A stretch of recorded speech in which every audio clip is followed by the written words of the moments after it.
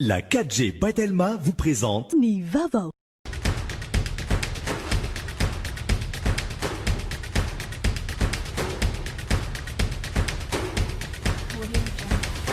Noltranao ny fampalalam-baovao.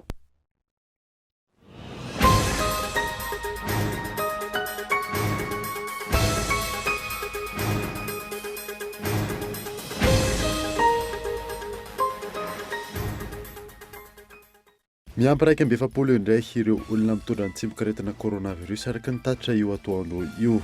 Miisa 40 kosa ireo sitrana. Ao mijanona ho valo kosa ny forme grave. Nanomboka tamin'ity herinandro ity ny nanokatra fanadadiana mahakasika ny rabom-bao sucette ny fitondram-panjakana malagasy amin'ny alala ministeran'ny fanabeazam-pirenena raha nambara ministra mpisolotoerana tamin'ity androany ity.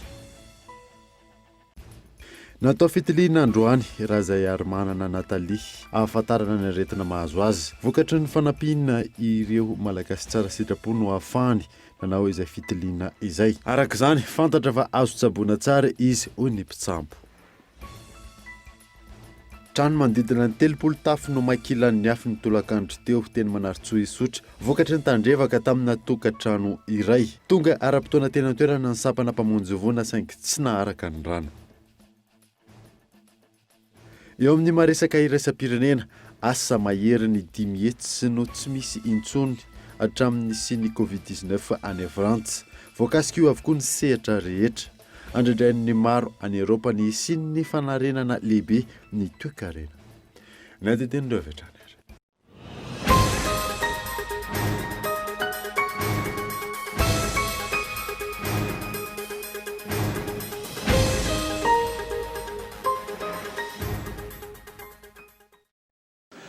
Salantra tompoko lasy tompoko vao fotoana vaovao eto amin'ny École TV Manasanoara anaraka izany hatramin'ny farany. Nanombotsika n'izany ny ampy 120 indray ireo olona mitondra ny tsimokretina coronavirus araka ny tatitra tamin'ity androany ity. Nisy 40 kosa ireo sitrana soamantsara ary mijanona valo ireo forme grave. Miantarandriana eo. Ny ampindray ny tranga vao marina fa mitondra ny tsimokretina coronavirus araka ny tatitra androany. Raha tao zany amin'ny fanambarana amin'ny ankapobeny dia 130 tany amin'ny faritany Tomasina fa nisy ny tao amin'ny Atsinanana, nisy ny Analanjyrofo ary ny 10 dia teto Antananarivo dia izay mamela 120.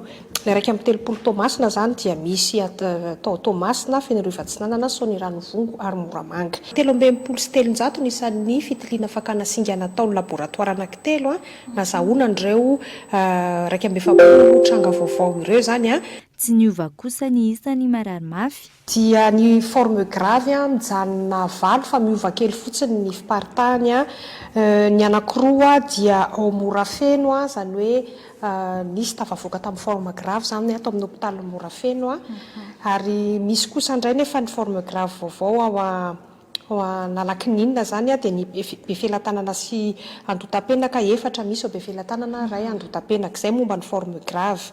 Nisan'ny sitrana kosa dia misa 40. Ka ny valo tamin'izy ireo dia tao Morafeno Tomasina, ny 3 tao amin'ny hôpitaly Analakninina, ny 4 tao Befelatanana ary ny ray zany dia olona nitsaboana tao Andotapenaka izay ny ma 40 azy.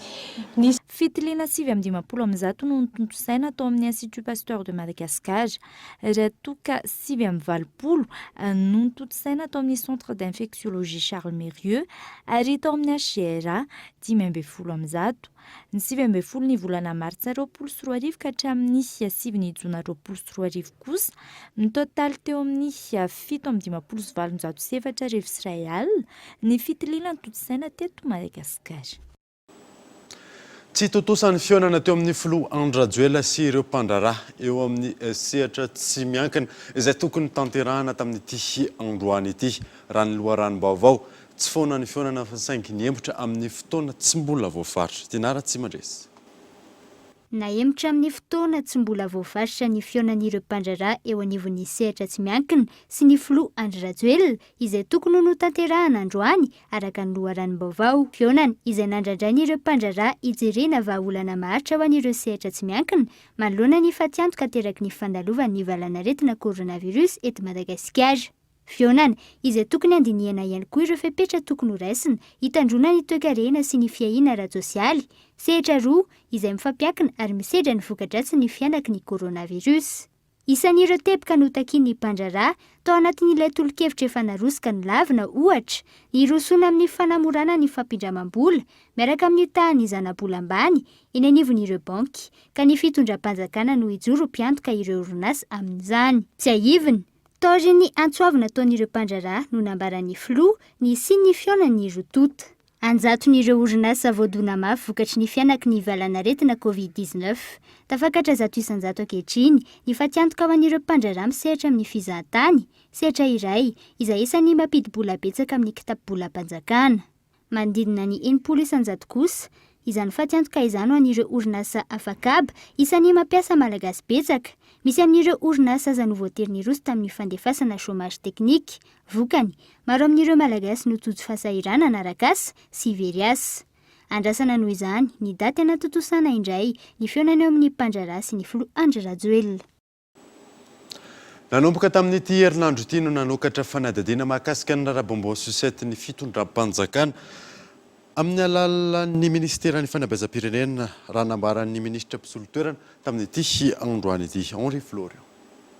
Isan'ny fanamariana napetraka ireo loholon'ny Madagasikara androany tamin'ny ministry ny fampianarana ambony sy ny fikarohana ara-tsiansa izay misahana vonjy-maika ihany koa ny ministry ny fanabeazam-pirenena nandritra ny fihaonana tetsy Anosikely ny mahakasika indrindra ilay rarabombo susety izay nahatonga ny ministry ny fanabeazam-pirenena teo aloha nasorona tamin'ny toerana.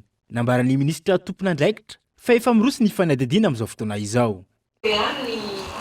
Ny fanontaniana hoe aiza ho aiza ny marina raha nanao ny famindram-pahefana dia tsy voaresaka tao mihitsy izy io fa tiako fotsiny mampahafantatra amintsika fa efa nampiantso an'ireo tompona andraikitra na ny sehatra izay matianina amin'ny fanaovana fanadihadiana izany ny ministera amin'izao fotoana izao efa nanomboka tamin'ny zoma lasiny no mivezivezy eo foana ny zareo amin'ny biako mbola ho avokoa ny avy amin'ny inspection générale de l'État dia atao kadamba fa navita ny fanadihadiana dia ho ampahafantarana zareo antsika ny marina sy ny mahakasika an'izay bonbon susety izay.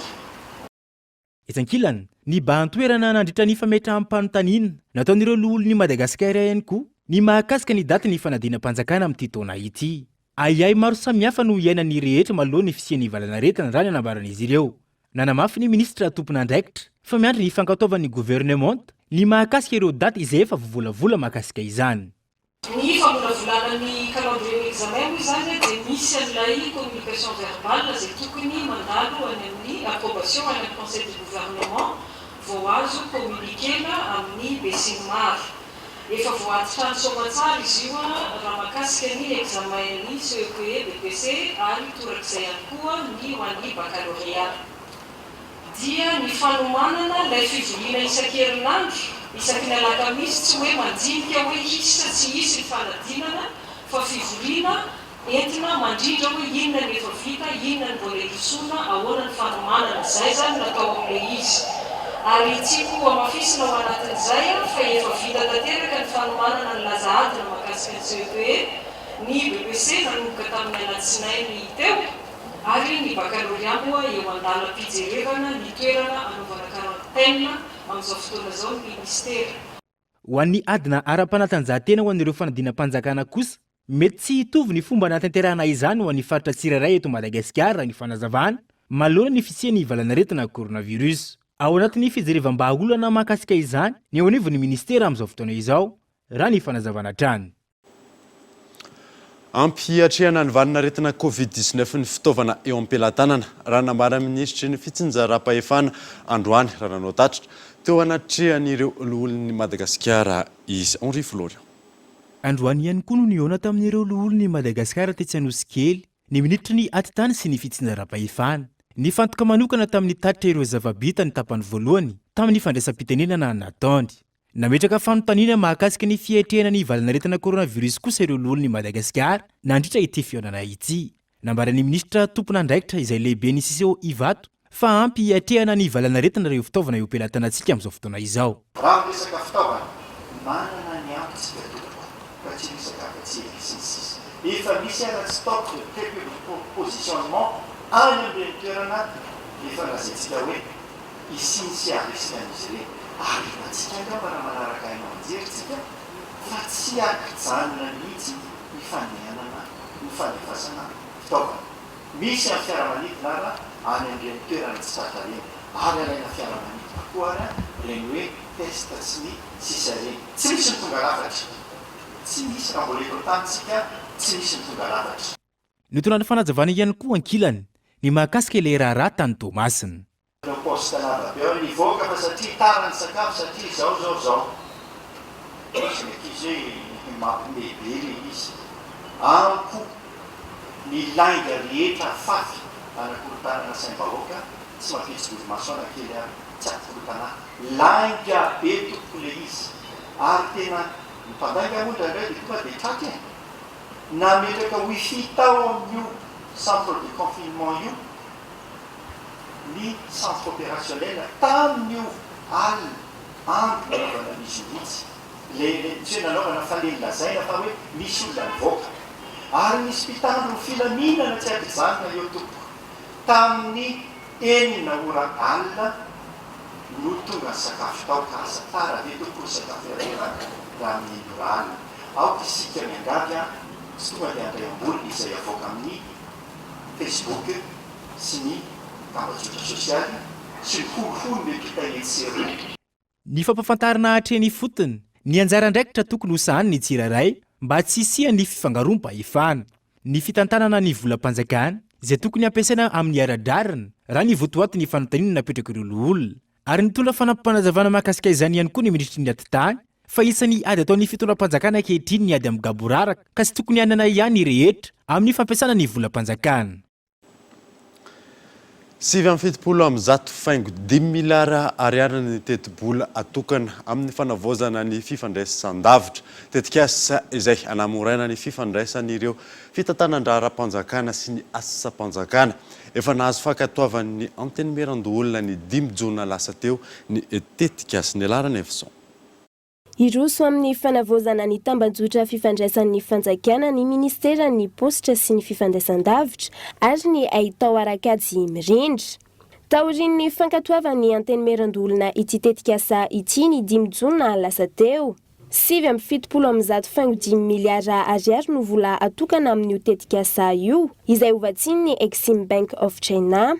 Tantsona ny anamorana ny fifandraisana eo amin'ny tranon'ny ministera, ny androm-panjakana, hôpitaly, ny université sy ny tanàna vaovao.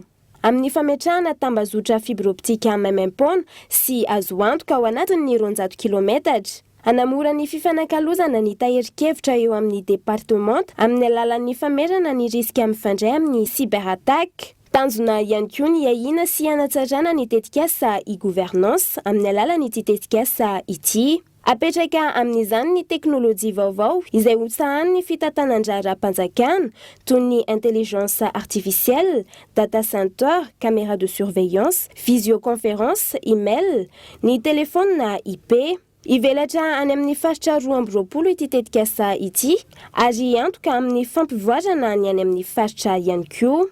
Raha tsy ahivona, ny taona 94 no efa novolavolain'ny ministera tompon'andraikitra ity tetikasa ity ary ny 17 Mei 2024 no fantatra fa ny orinasa Huawei no andray izany. Ka ny 2 Desambra 2024 no nataony fifanaovan-tsony ny accord cadre teo amin'ny gouvernement malagasy sy ny mpamatsy vola.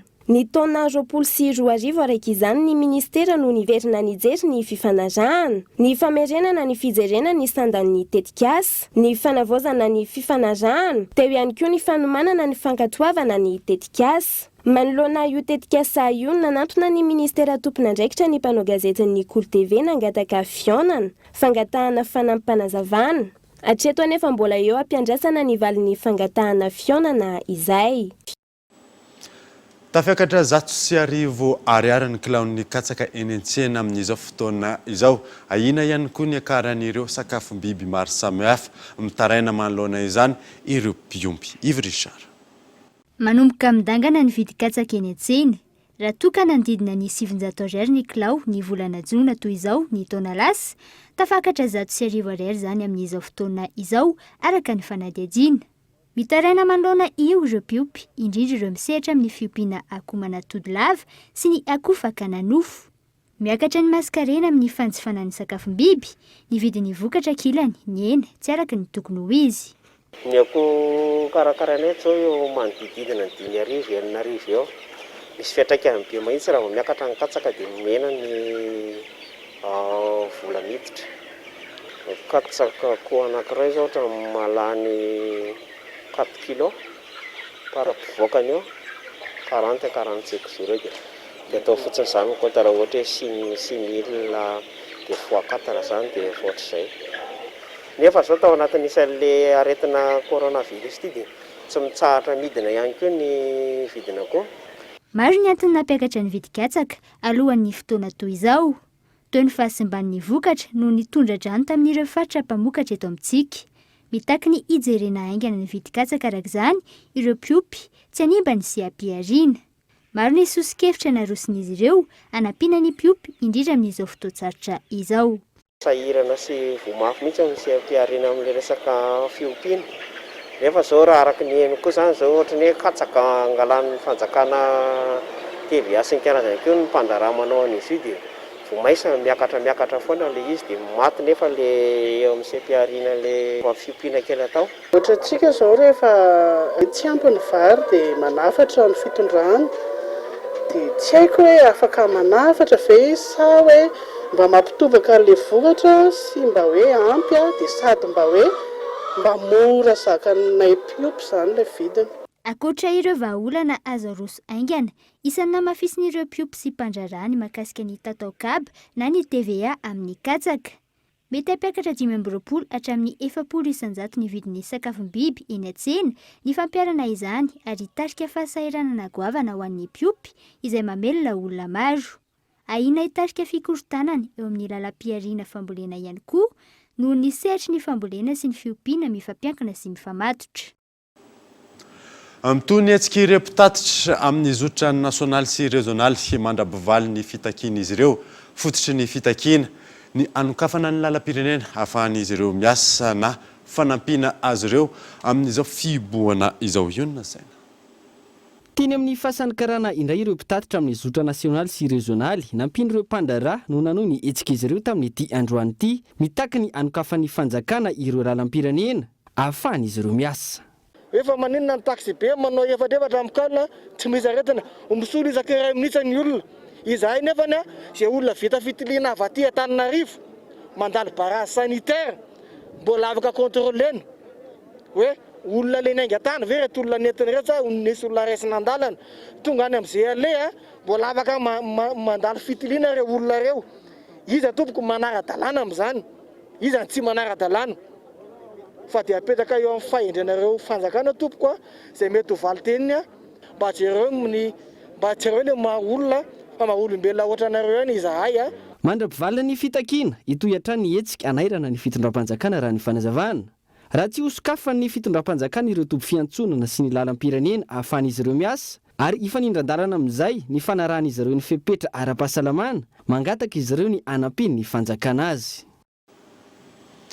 Anatanteraka hetsika fanairana ny mpiasan'ny fahasalamana manerana ny nosy rahampitso noho ny fatsapahan'izy ireo fa ady mafy no hatrehana noho ny valinaretina coronavirus ary lafin-javatra maro no tsy ampy toy ny fiofanana sy ny fitaovana raha ny fanazavana azo fanendena.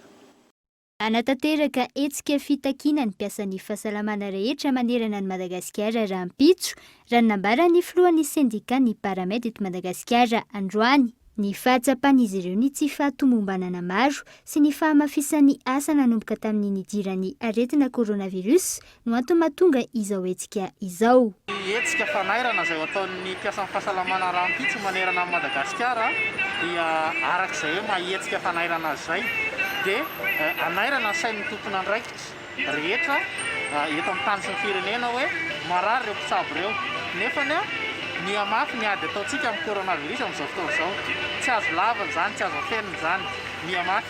Ny mpiasan'ny fahasalamana dia efa vonona hatrany am-boalohany ny ifehany valana aretina io sainga lesika foana hatrany amoalohany ny fiofanana ny fampitaovana ary fandrisihana dia izay no naovana hetsika mariany atona fa tsy grevy tsisy fampiatona asa ao anatin'io fa fanio-kevitra kosa izy hita mibesin'ny maro hoe marary reo mpitsabo ireo ampio izy ahafahany mandresa nio valana retina coronavirus io. Lalana iray ahafahana manaitra ny sain'ny tompon'andraikitra rehetra isan-tsokajiny ny hetsika ho tontosaina raha ny fanazavana. Nisy ny fanentanana nataon'ity filoha ny sindika ity manoloana izany. Apetraka ny teny fanentanana zany ho antsika mpiasa ny fahasalamana rehetra izay mahatsiaro hoe misy an'io lesoka io dia andaontsika hiarahana eo ho hitan'ny besin'ny maro ho hitan'ny fitondram-panjakana indrindra amin'izay tsy fahampiana zay koa amafisina fa ara-dalàna tanteraka ny hetsika izay ho ataontsika. Arak'izany tsy fitokonana no isoram-pitsy fa hetsika fanio-kevitra manoho ny asany hatrany ny mpitsabo na misy aza ny fitakiana. Ho fanateven-daharana ireo polisy munisipaly ary tafiditra ihany koa anatin'ny fankalazana ny fa-roapolo taonan'izy ireo. Polisy munisipaly misy 100 no horaisiny avy ao anivon'ny commune Antananarivo renivohitra amin'ity taona ity ary efa misokatra ny fisoratana anarana. Ankoatr'izay mpamonjy vonina miisa 50 ihany koa no horaisiny Gaëtan Andriatsilava. Ao anatin'ny fankalazana ny fa-roapolo taona ny polisy munisipaly eto Antananarivo renivohitra, isy ny fandraisana mpikambana vaovao misy 100 amin'ity taona 2020 ity. Nisokatra nanomboka ny fahavalon'ny volana Jona hatramin'ny fahavalon'ny volana Septambra 2020 ny fisoratana anarana ho an'ireo izay liana ka mahafeny ny fepetra takina. Voalohany indrindra dia mizaka ny zoam-pirenena malagasy izy ary manana fonenana monina eto amin'ny farikadidian'ny tanàna Antananarivo dia matanjaka sy tomady afaka miatrika ny asa ara-batana rehetrarehetra sy amin'ny fotoana rehetrarehetra. Olona tsara fitondram-tena na ara-moraly io na ara-piarahamonina io ary mbola tsy verizo mahakasika izany. Olona mbola tsy miara-ny sazy ary mbola tsy mikiala ary tsy tafiditra ao anatin'ny olona izay miaro pitsarana amina heloka be vava na heloka tsotra. Takina ankoatran'ireo ny fafenona taona sy ny fepetra ara-pahasalamana izay takin'ny asa. Tsy manana aretina miafina sy aretina mitaiza, manana BEPC na mifanatsahana amin'izany, manana taratasy fahazondalana hitondra fiara na moto, permis A na permis B. Ny lehilahy manana refy 2 metatra sy 70, refy ataony BMH ary ara-dalàna eo anatrehan'ny fanompoam-pirenena. Ho an'ny vehivavy 2 metatra sy 580, tsy misy dérogation, tsy mitondra vohoka na rehefa niteraka enim-bolana aorianan'ny terahany farany no idirany any amin'ny fiofanana. Indromy ataona ny fifaninanana ho an'ireo voaray, ny 20 sy ny 17 ny volana Septambra ny fifaninanana ara-panatanjahantena ary ny 17 ny volana Oktobra ny fifaninanana antsoratra. Ka ao anatin'izany voalohany ny fanoratana amin'ny teny frantsay na amin'ny teny malagasy ny mahakasika ny fiainam-piarahamonina amin'ny ankapobeny. Ny faharoa ny laza adina mahakasika ny kajy ka ny kilasy fahatelo na niveau 3e no anadinana. Ny fahatelo dia ny fanaovana lahatsoratra ihany koa mahakasika ny tontolon'ny lalàna ary ny laza adina fahaefatra dia mahakasika indrindra ny tontolon'ny tanàna Antananarivo sy ny polisy munisipale ary ny asan'ny fitandrona ny filaminana. Ankoatra ny polisy munisipaly, mpamonjy voina misy 50 ihany koa no horaisiny, ka 57 ny lehilahy, 5 ny vehivavy. Misokatra ny fahavalon'ny volana Jona hatramin'ny fahavalon'ny volana Septambra ihany koa ny fisoratana anarana ary tsy mifanalavitra amin'ny polisy munisipaly ny fepetra takina amin'izany. Efa misy ny peta-drindrina eny anivon'ireo poriporitany enina sy eny anosipatrana ho an'ireo mila fanazavana fanampiny. Tonga eto fotoanany dokavarotra isika aorianan'izay atantsika mahakasika ny tontolon'ny fitsarana eto Madagasikara. Eo ihany koa mahakasika ny tranomay teto tsy manaritsoa isotry rehefa avy eo ary.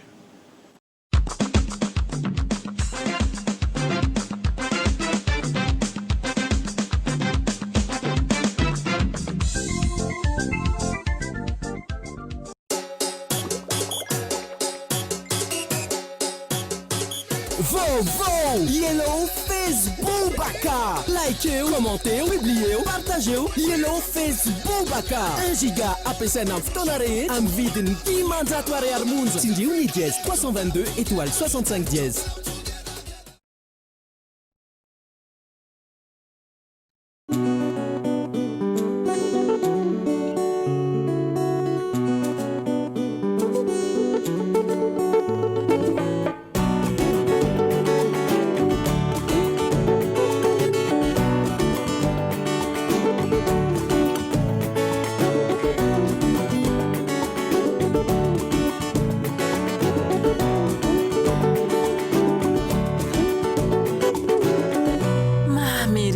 fianana miaraka amin'ny goudy.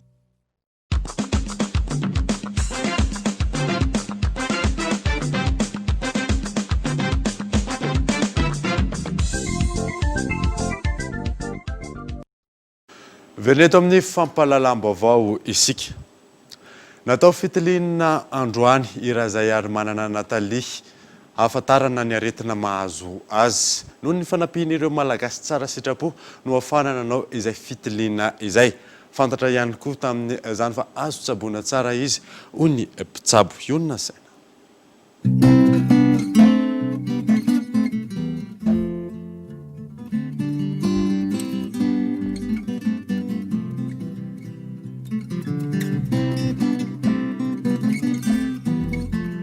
Vokatry ny fifanampian'ny malagasy tsara sitrapo no tanterahana androany ny fitiliana ny razay manana Natalia mba hafantarana ny aminy hoe inona no nahatonga izao fahalemeny izao ary inona no mahazo azy ankehitriny. Nentina tamina toerana fanaovana fitiliana iray teny Anosy izy natao radio, ekografia sy ny sisa.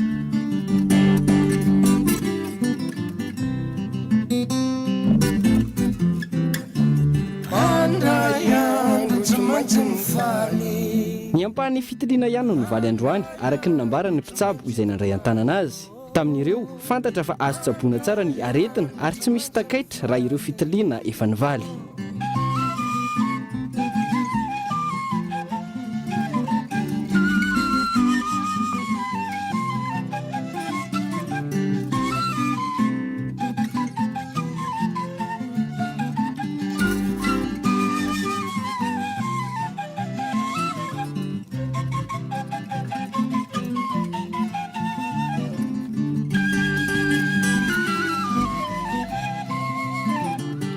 Izy tsy mahay mipetraka izy aloha fa matory foana fa ny tanany tongony lohany afaka mihetsika tsara izy dia mahia tena mahia dia teo san'izay dia nahita hevitra hoe lasa aloha izy asiana sérum mampatanjatanjaka azy dia nasiana sérum sy fanafody maromaro izy hahasalamana azy dia amin'ny tonga ny fanoteliny andro dia hoentina amin'izay izy entina atao radio dia entina atao ekografia jerena ny tena fototra aretina fa izy tsy mahay mipetraka ny rehetrarehetra hainy fa mipetraka tsy hainy dia izy kosa lamy tsy mahatsiaro hoe pipi na ikaka dia voatery hoe natao taola izy dia efa nahazo tavimandry izy dia efa misy kosokoa ao aminy ao no nentina natao radio amin'izay izy dia tsisy ninona amin'ny hazon-damosiny.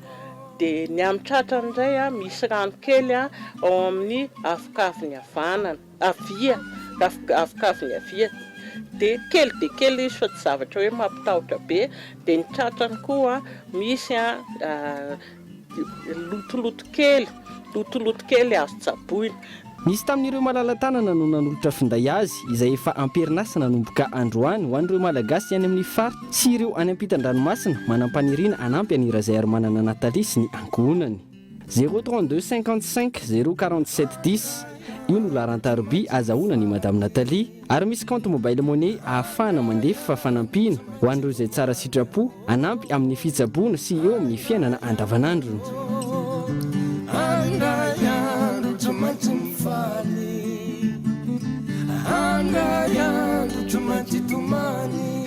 Hita taratra amin'ity toe-javatra nahazo ny razay ary manana Natalia ity sy ny fiara-mientana nasehon'ireo malagasy tsara sitrapo ilay fitenenana hoe tsy misy manana ny ampy fa sambatra izay mifanampy.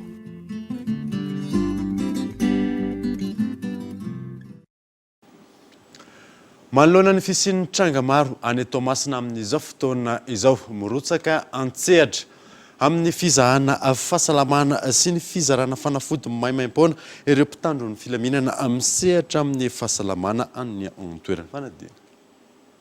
Mirotsaka an-tsehatra amin'ny fitsaboana ireo vahoaka ireo mpitandro filaminana any Toamasina amin'izao fotoana izao. Nisy ny fizahana fahasalamana sy ny fizarana fanafody maimaim-poana ho an'ireo mponina atao amin'ny fokontany Tanandava sy Ambodisaina ao anatin'ny distrikany Toamasina faharoa. Tsy eo amin'ny lafin'ny fitandronan'ny fandriam-pahalemana ihany no asa iantsoroan'ireo mpitandro filaminana any Toamasina fa manana adidy-goavana ihany koa izy ireo amin'ny fijerena ny tena maharary ny vahoaka.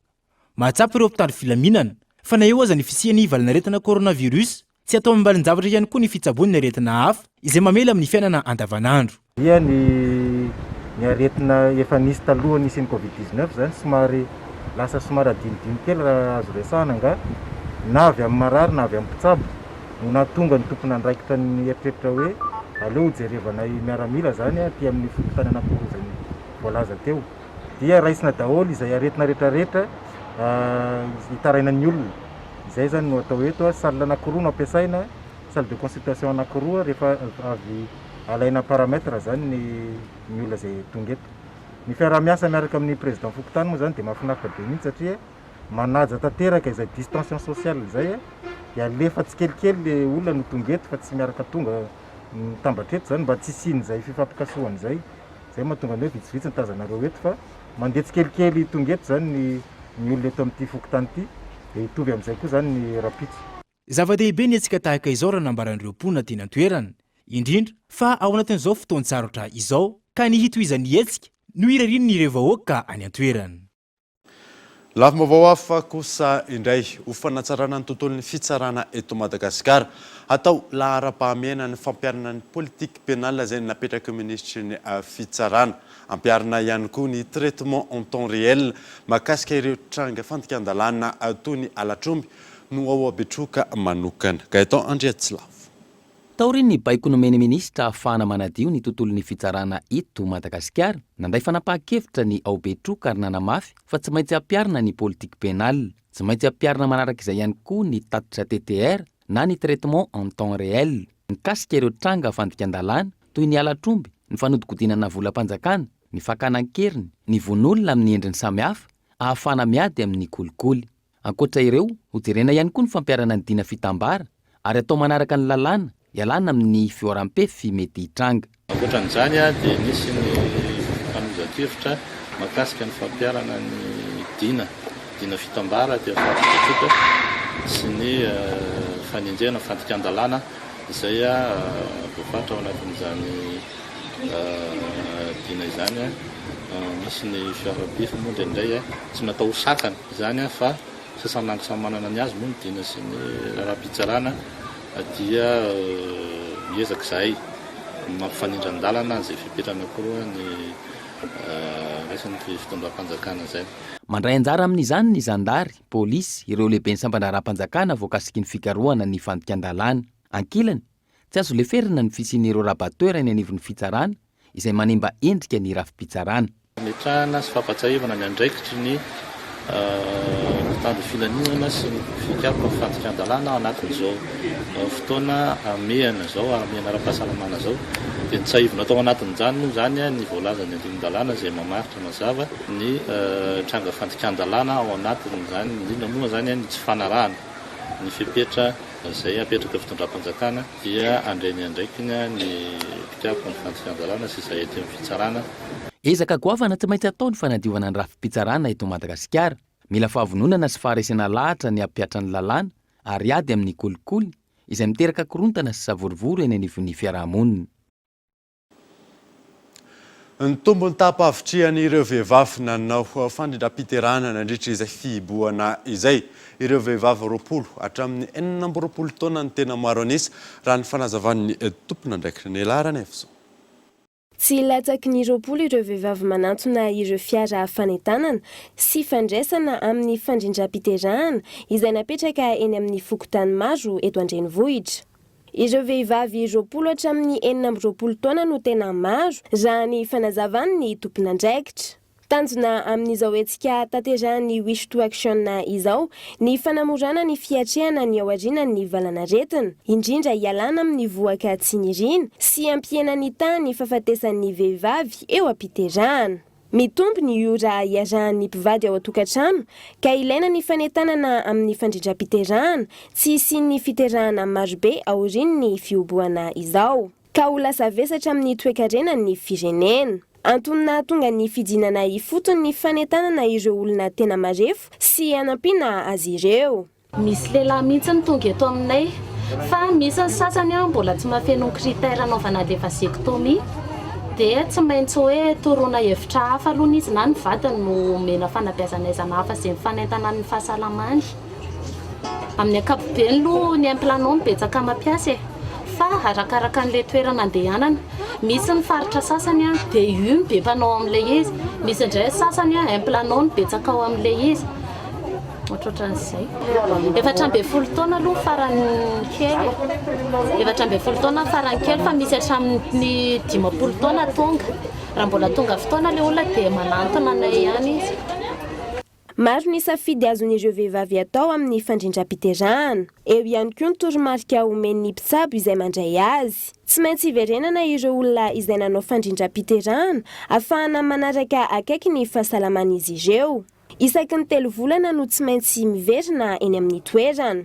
Ilaina hoe ireo vehivavy ny fanaovana izany ahafahana manana fiainana mirindra sy tokantrano milamina. Hitanao taloha ny tsindrona foana natao dia tsy mandeha ny rano. Misy foana tsy mandeha rano indray rehefa reraka tapoka dia mandeha. Ohatrany hoe hitako tsy dia nety tamiko izany ilay izy. Dia izay no tonga na resy lahatra nanao lehibe io. Matoa anao contrôle mbola aloha yako. Efa tokony anao contrôle lefa ela zara fara misy an'ity. Nandrisika nanao fanindana fiterahana mba nilanilana le zaza ho ateraka satria tena nefa miasarotra raha hoe hiteraka isa-taona ianao dia lasa problème be anao le izy dia nanantona marisaka anao nandrindrana fiterahana anao ka amin'ny zanako voalohany efa nanao. Raha tsy ahivina, anomezana tosika ny fanjakana malagasy ny tetikasa Wish to Action izay vatsian'ny weekend vola. Ny tetikasa izay misehatra amin'ny fahasalamana ara-pananahana sy ny fanabeazanaizana. Anamora ny fiatrehana ny ao aorianan'ny valanaretina no tanjona amin'izao hetsika fanentanana isaky ny fokontany izao. Androany, ny teo Akazomanga no nanaovana izany fanentanana izany. Ny sitraka izany ihany koa ny teny Ampefiloha Ambodirano, ny herinandro lasa teo. Trano manodidina ny 30 tafo no maikilan'ny afo ny tolakandro teo teny Manaritsoa Isotra vokatry ny tandrevaka tamina tokantrano iray. Tonga ara-potoana ny mpamonjy vonina saingy tsy naharaka ny rano. Henri Florent.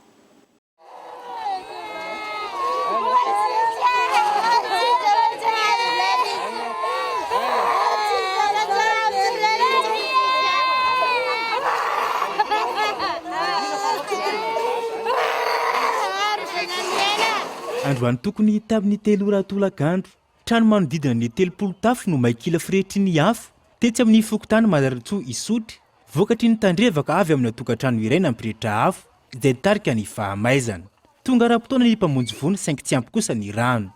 Fatako azy mety nandrehitra afo sakafo atandro kama satria ny mpiasa mbola any ampiasana daholo ny tompon'le tezavatra mai satria mpiasa amin'ny fokontany zany ao anatin'ny may io.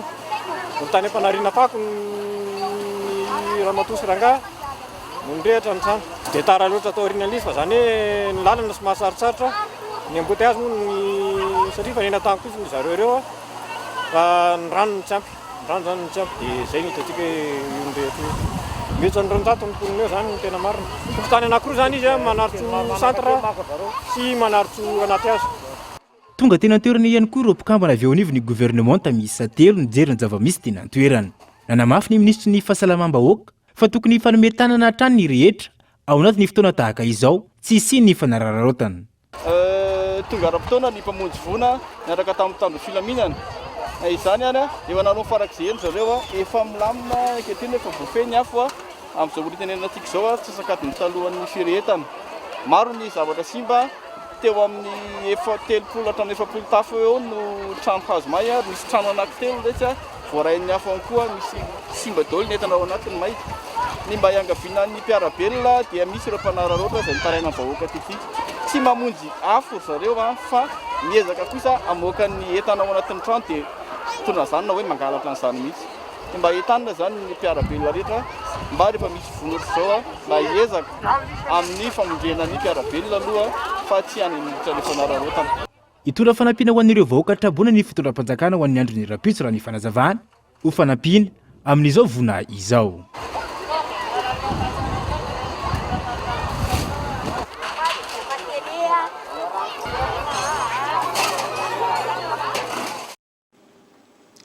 Mahakasika ny famaizana izay hatrany dia nirehatra ihany koa androany tokony tamin'ny 9 ora maraina teo ny usine Focus tao Ambohimanambola, toerana nisy ny papimady teo aloha.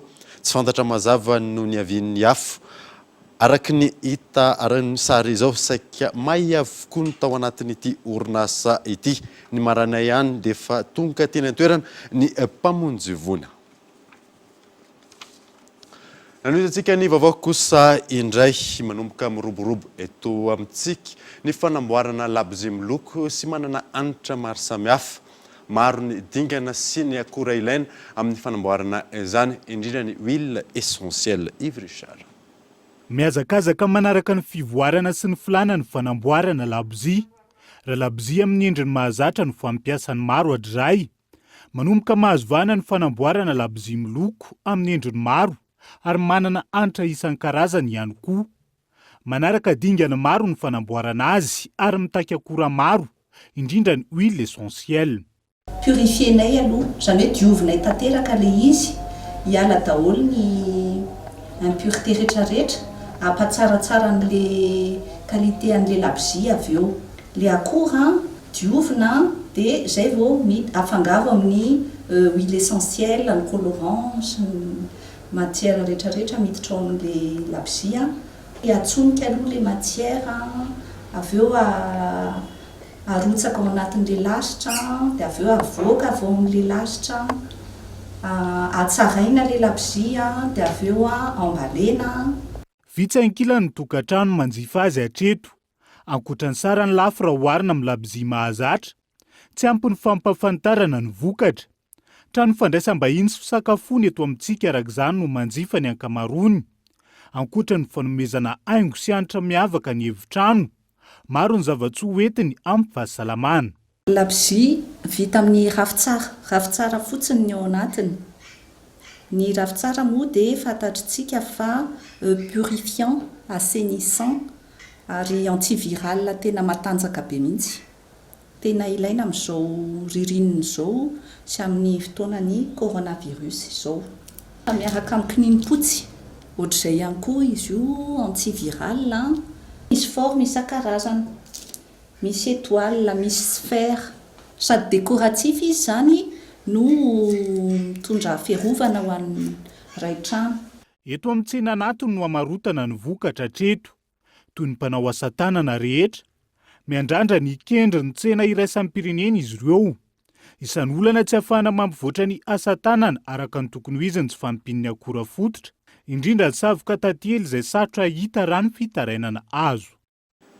Maresaka iraisam-pirenena, asa maherin'ny 10 hetsy no tsy misy intsony hatramin'ny sin'ny Covid-19 any Frantsa. Voakasika io avokoa ny sehatr'asa rehetra. Fanandina.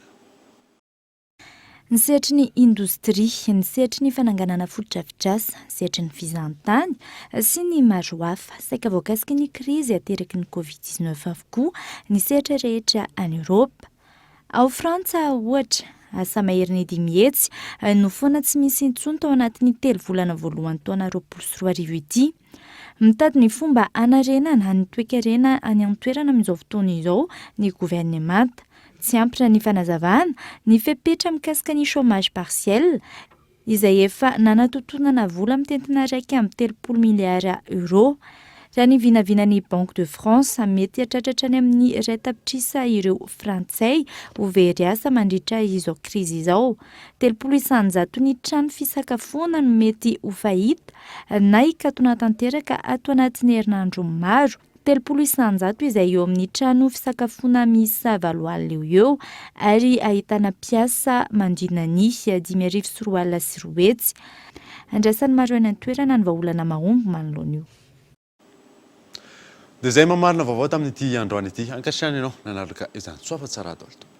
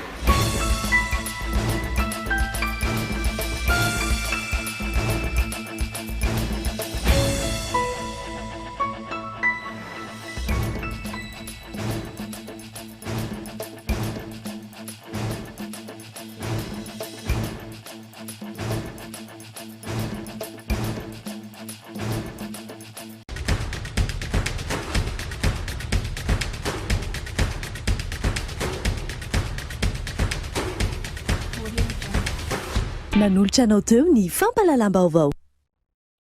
La 4G by Telma vous a présenté Ni Vavao.